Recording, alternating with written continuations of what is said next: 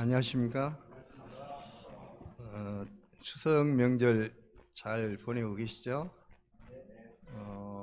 내일까지가 아마 연휴가 돼서 제주도까지 가신 우리 세진 목사님 같은 경우는 오늘 못 오시고 아마 내일 오신다고 그럽니다. 흩어져 있는 분들이 상당히 이제 많이 있는 것 같습니다. 어쨌든 은혜로운 추석 명절을 가족과 함께 즐거운 명절이 되도록 잘 보내시길 기도합니다. 근데 내년에는 무슨 요일이 추석인가요? 내년까지 생각하신 분? 올해가 토요일이니까 내년에는 금요일이 되겠죠. 내년에는 금요일. 왜 그러냐면 이게 이제 추석 명절이 추석이 한 가운데 있으면은 예배드린 데 많은 지장이 있는 것 같습니다. 한쪽으로 이게 좀 치우쳐야 내년에는 아주 염려가 없을 것 같은데 즐거운 이렇게 추석 명절에 하나님께서 우리에게 주시는 말씀은 마땅히 두려울 자를 두려워하라 말씀입니다. 요절 말씀 5절을 한 목소리 읽겠습니다. 시작. 마땅히 두려워할 자를 내가 내게 보이리니 곧 죽인 후에 또한 지옥에 던져넣는 권세 있는 그를 두려워하라. 내가 참으로 내게 이르노니 그를 두려워하라. 오늘 본문에 보면은 예수님 당시에 가장 이렇게 경건하다, 신앙생활을 하나님 앞에 가장 잘한다 하는 두 부류의 종교 지도자들이 나오고 있습니다. 바리새인과 율법 교사였습니다.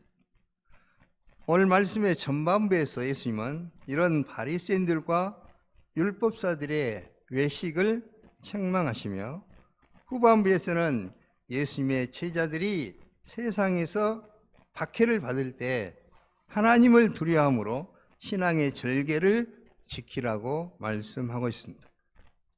예수님의 제자들은 어떻게 해야 외식하지 않을 수 있으며 박해하는 사람들을 두려워하지 않을 수 있습니까? 이 시간 우리가 마땅히 두려워해야 할 대상이 누구인지를 배울 수 있기를 간절히 기도합니다. 37절과 38절을 보십시오. 한 바리새인이 예수님을 점심 식사에 초대하였습니다. 식사를 초대한 바리새인이 예수님의 행동을 유심히 지켜보던 중에 예수님이 손을 씻지 않으시는 것을 보게 되었습니다. 그래서 그는 속으로 곧 씻으시겠지, 설마 안 씻으려고? 그런데 예수님께서 정말 손을 안 씻으시는 것이었습니다. 당시 손을 씻는 것은 하나님의 백성으로서 정결을 상징하는 아주 중요한 의식이었습니다. 손을 안 씻는다는 것은 이방인의 행위나 다름이 없었습니다. 그래서 이 바리새인은 예수님의 행동을 보고 이상하게 여겼다고 했습니다. 예수님은 이런 바리새인에게 무슨 말씀을 하십니까? 주께서 이르시되 너희 바리새인은 지금 잔과 대접의 겉은 깨끗이 하나 너희 속에는 탐욕과 악독이 가득하도다. 어리석은 자들아, 겉을 만드신 이가 속도 만들지 아니하셨느냐? 당시 바리새인들은 외출하고 돌아오면은 손과 발을 씻었고 잔과 대접의 겉을 깨끗하게 씻었습니다. 그런데 그들이 겉은 이렇게 철저하게 씻었지만은 마음속은 탐욕과 악독으로 가득했습니다. 예수님은 이런 바리새인들을 심하게 책망하셨습니다. 어리석은 자들아, you fools 그렇습니다. 밖을 만드신 이가 속도 만들지 아니하셨느냐? 하나님 앞에서 깨끗하게 되는 길은 겉을 깨끗하게 하는 데 있는 것이 아니라 속을, 마음을 깨끗하게 하는 데 있다는 것입니다. 그들은 하나님 앞에서 깨끗하게 되기를 열망하면서도 속이 아니라 겉만을 씻고 있었습니다. 그리하여 바리새인이 겉으로는 경건하게 보였으나 내면은 온갖 탐욕과 악독으로 가득 차 있었습니다. 사람들은 외모를 보지만은 하나님은 우리의 중심을 보시는 분이십니다. 그러므로 우리는 그것보다는 속을 더 항상 깨끗하게 씻어야 합니다. 하나님 앞에 회개하는 생활을 철저히 해야 한다는 것입니다. 예수님은 이제 바리새인들에게 세 가지 화를 선포하고 계십니다. 화 있을진저, 뜻은 원래 뜻은 오 슬프다, 저주가 있을지어다, 이런 뜻입니다. 여기서는 저주의 뜻이 더 강하지만 사실은 탄식하고 애통하는 의미가 잘 담겨져 있습니다. 율법을 열심히 지킨다고 하면서도 정작 하나님의 마음을 놓쳐서 심판받게 될 영적 지도자들에 대한 예수님의 안타까움과 애통의 표현이라고 할 수가 있습니다. 그러면 예수님은 바리새인들에게 세 가지 화를 선포하고 계시는 것입니다. 먼저 바리새인들에게 화를 선포하신 이유는 율법의 근본 정신인 공의와 하나님께 대한 사랑을 버렸기 때문입니다. 42절을 한 목소리 읽겠습니다. 시작. 화 있을진저 너희 바리새인이여, 너희와 화과 운항과 모든 채소의 11조는 드리되 공의와 하나님께 대한 사랑은 버리는도다. 그러나 이것도 행하고 저것도 버리지 말아야 할지니라. 레위기 27장에 보면은 과일과 중요한 농작물의 11조를 반드시 하나님께 바치도록 명령하고 있습니다. 당시에는 농업사였기 때문에 이 농작물에 대한 11조를 철저히 하라고 하셨습니다. 오늘날로 한다면 우리는 뭐 농사를 짓지 않지만 우리 수입의 11조를 10분의 1을 반드시 하나님께 바치라는 것입니다.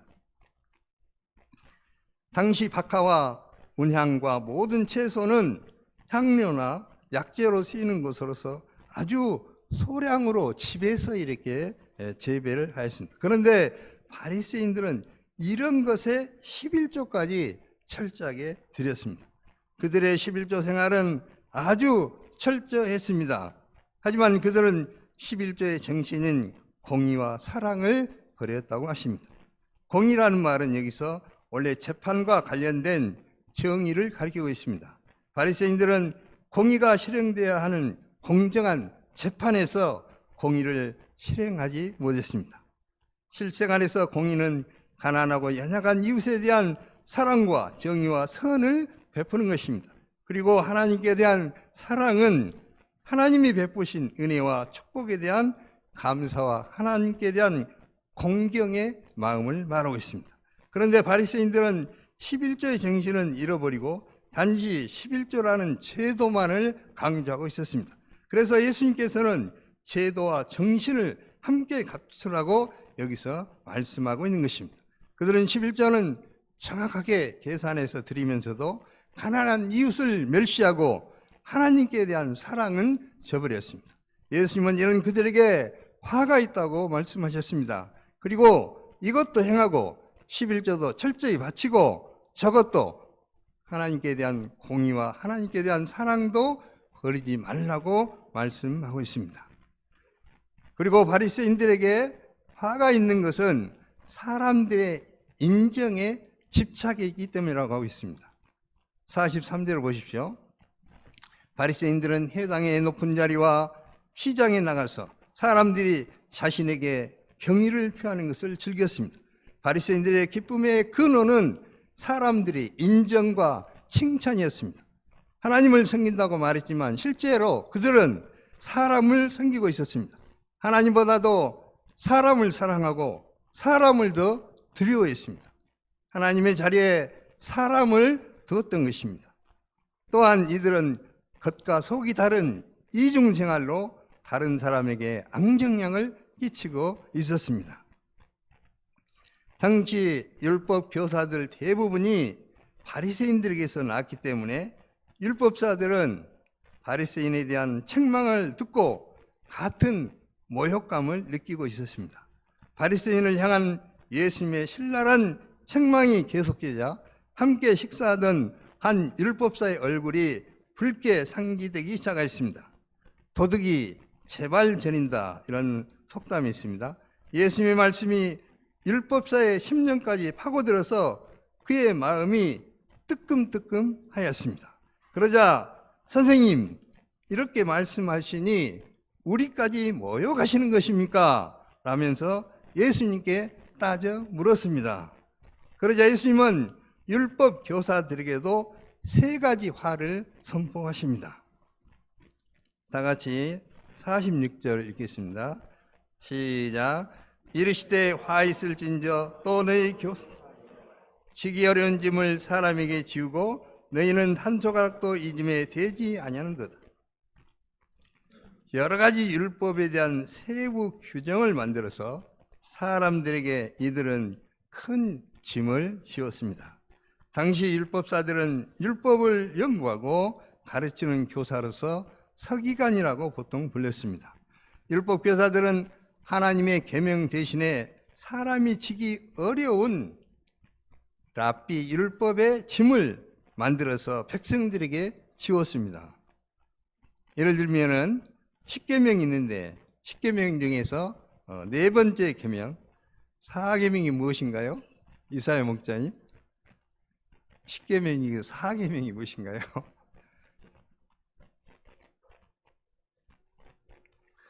안식일을 기억하여 거룩히 지키라 그거잖아요. 4계명이. 그러면 이제 10계명이 있는데 그 계명 하나하나를 가지고 여러 가지 이제 규례를 만든 거예요. 예를 들면 4계명인 안식일을 기억해서 거룩히 지키라. 그러면 이 안식일을 어떻게 하면 잘 지킬 수 있을까? 원래 의도는 좋은 것이잖아요. 근데 이 안식일을 잘 지키는 것에 대해서 39가지의 안식일법을 만들었습니다. 예를 들면은 안식일에 무화과 열매 2개의 무게 이상은 들 수 없다. 무화과 열매 2개. 2글자 이상의 글씨를 써서는 안 된다. 한 모금의 우유 이상의 분량을 들어서 옮겨서는 안 된다. 모자를 쓰지 않고 기도했어도 안 된다. 이런 식으로 해가지고 안식일을 잘 지킨다는 명목 아래 39가지의 법을 만들었습니다. 이처럼 그들은 무려 10계명을 잘 지킨다. 613계명을 잘 지키기 위해서 2만 가지의 랍비 율법을 만들어서 일반 백성들에게 지키도록 하였습니다. 그러나 자신들은 이것들을 지키지도 않았습니다.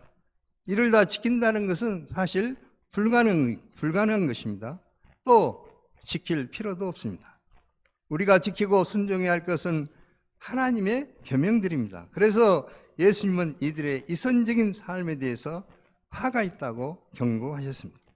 그리고 선지자들을 죽이고 이들은 박해했기 때문에 화가 있다고 하셨습니다. 더 나아가서 다른 사람들이 천국 문으로 들어가고자 하는 것을 그들은 막았기 때문입니다. 52절을 보십시오. 율법교사들이 지식의 열쇠를 가졌다는 것은 그들이 율법을 해석하고 가르칠 권위를 부여받았다는 것을 말하고 있습니다.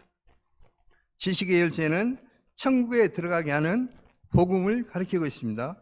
복음에 관한 지식의 열쇠로 천국 문을 열어야 천국에 들어갈 수 있습니다. 그리고 그 열쇠를 잘 활용해서 천국에 들어가고자 하는 사람들에게 그 복음의 비밀을 잘 가르치고 선전하면서 천국으로 일반 백성들을 인도해야 했습니다. 이것은 지식의 열쇠를 가진 자의 특권인가 동시에 책임이라고 할 수가 있습니다. 율법 교사들은 자신들이 진리의 교사들이며 수호자들이라고 자부하고 있었습니다. 그러나 그들은 실제로는 어떻게 했습니까? 그들은 율법 선생의 자리에 앉아서 구약 성경의 핵심인 그리스도 예수님을 믿지 않을 뿐만 아니라 배척하는 큰 죄를 짓고 있었습니다. 6가지 이제 화에 대해서 저는 이렇게 생각하고 또 말씀을 준비하는 가운데 또 이 부분의 말씀을 볼 때마다 이 6가지 화가 저에게 하시는 말씀인 것을 깊이 깨닫게 되고 정말 제가 이 말씀을 전할 수 있는가 이런 생각을 수없이 많이 했습니다. 그러나 하나님의 말씀이기 때문에 제가 전하는데 실제로 이런 바리새인이나 서기관의 요소가 제게 너무 많다는 것을 깨닫고 이 시간 깊이 회개합니다. 하나님께서 부족한 우리들을 이 시대 캠퍼스 영혼들을 섬기는 목자요 구원의 열쇠를 가진 성경 선생으로 불러주신 것은 말할 수 없는 크신 은혜요 특권입니다. 그러므로 우리가 먼저 말씀 앞에서 겸손히 귀를 기울이고 성령의 도우심으로 말씀을 깨닫고 먼저 잘 배워서 말씀을 전함으로 캠퍼스 영혼들을 구원의 길로 인도하는 성경 선생의 직분을 감사와 기쁨으로 잘 감당할 수 있기를 기도합니다. 우리는 9월과 10월 새생명 전도 축제를 위해서 기도하고 있습니다. 하나님께서 많은 캠퍼스 새 양들을 저희 가운데 보내주시기를 기도합니다. 많은 일꾼들을 보내주시기를 기도합니다. 그래서 보내주신 양들을 말씀으로 잘 섬길 수 있기를 기도합니다. 금년 12제자 세우는 역사의 기초를 놓을 수 있기를 간절히 기도합니다. 서기관과 바리새인들은 예수님의 이런 책망 앞에 어떻게 반응했습니까? 예수님이 자신을 식사에 초대한 바리새인을 무섭게 책망하신 것은 그 바리새인을 향한 목자의 심정과 영적인 사랑과 소망 때문이었습니다. 그들은 예수님의 이러한 신랄한 책망 앞에서 자존심을 내려놓고 자신의 참된 모습을 발견하면서 진실하게 회개해야 했습니다. 그러나 그들은 끝내 하나님 앞에 회개하지 않았습니다. 그래서 그들은 더욱더 완악해졌습니다. 예수님께서 바리새인과 서기관들을 책망하시는 동안 무리 수만 명이 모여들었습니다. 그래서 서로 밟힐 정도로 많은 사람이 모였다고 그랬습니다. 그런데 예수님은 몰려든 사람들을 보시고 먼저 제자들에게 말씀하셨습니다. 바리새인들의 노릇 곧 외식을 주의하라. 예수님이 왜 제자들에게 바리새인의 외식을 주의하라고 말씀하셨습니까? 지금 수만 명이 예수님과 제자들에게 몰려들고 있습니다. 주변에 사람들이 모이면은 자기가 좋은 평가를 받고 인기가 있다고 잘하고 있다고 착각하기가 쉽습니다. 그러면 그런 평가를 계속 유지하려고 합니다. 그러다 보면 사람들의 평가에 민감해지고 사람들의 반응에 신경을 쓰게 됩니다. 그러면서 사람들이 있을 때와 없을 때 하는 말과 행동이 다르게 됩니다. 즉 사람들의 눈치를 반응을 의식하게 된다는 것입니다. 이것이 외식을 하게 만드는 원인이 되는 것입니다. 예수님은 율법 교사들을 책망하시며 그들이 하나님이 보내신 선지자와 사도들을 죽이고 박해할 것이라고 예고하셨습니다. 바로 전에도 바리새인과 서기관들이 벌떼처럼 달려들어서 예수님을 공격했습니다. 제자들은 옆에서 이 모든 과정을 지켜보았습니다. 그래서 그들의 마음에 박해에 대한 두려움이 들어왔습니다. 이때 예수님께서 제자들에게 무엇이라고 말씀하셨습니까? 다 같이 4절을 읽겠습니다. 시작.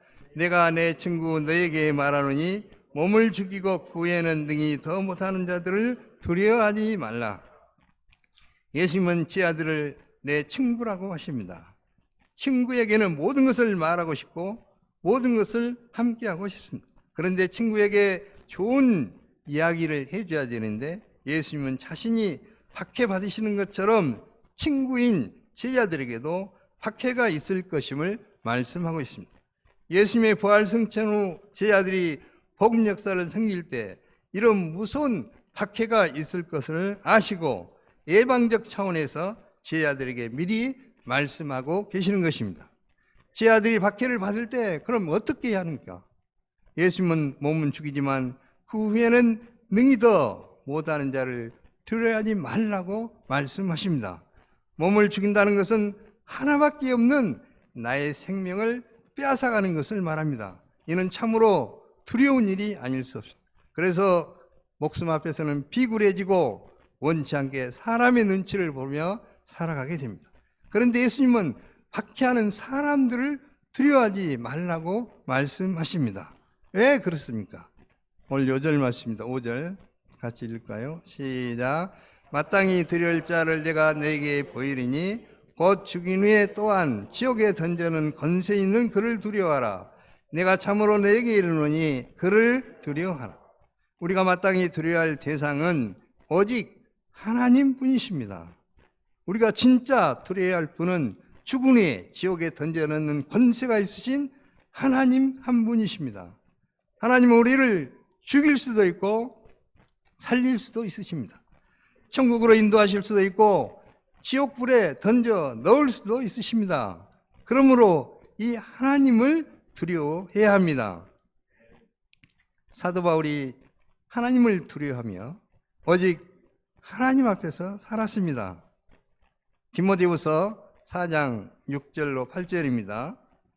같이 한번 읽어볼까요? 또 시작.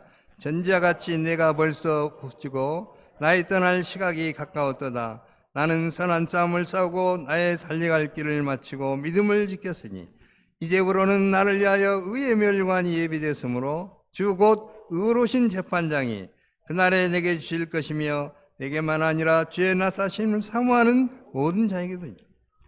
사도 바울은 로마 감옥에 두 번째 수감된 후에 이제 죽음을 사형을 기다리고 있었습니다. 인간적으로 생각하면 얼마나 두렵고 또 억울한 생각이 들었겠습니까? 그렇게 많은 교회를 개척하고 헌신했는데 마지막에 이렇게 순교라니. 그러나 그는 조금도 하나님께 서운한 마음이 있거나 하나님을 원망하지 않았습니다. 오히려 그는 선한 싸움을 싸웠고 믿음을 지켰고 앞으로 주님께로부터 의의 면류관을 받을 것을 생각할 때 기쁨과 희망으로 가득 찼습니다. 우리도 오직 하나님만을 두려워할 때 사도 바울처럼 죽음도 두려워하지 않는 불사조와 같은 인생을 우리가 살 수 있습니다. 존 패튼의 그 이야기를 우리 조한나 목사님이 읽겠습니다. 존 패튼 선교사는 호주 유에 있는 남태평양 오지 뉴 헤브리디스 섬 지역에서 사역을 했습니다. 거기는 본래 식인종인들이 많아서 모두가 들어가기를 두려워했습니다. 그러나 존 패튼 선교사는 이렇게 말하며 그곳 선교사로 자원했습니다. 사람이 죽으면 어차피 벌레에 먹혀 없어지는데 난 선교사로 헌신하다가 식인종에게 잡아 먹히겠다. 그가 막상 그곳에 들어갔을 때 숱한 고난을 겪어야 했습니다. 가뭄이 들거나 전염병이 발생하면 그곳 사람들은 존 패튼 선교사 탓이라며 그를 죽여서 우상의 제물로 바치고자 했습니다. 그러나 그는 간절히 기도하며 그들의 미신과 싸웠습니다.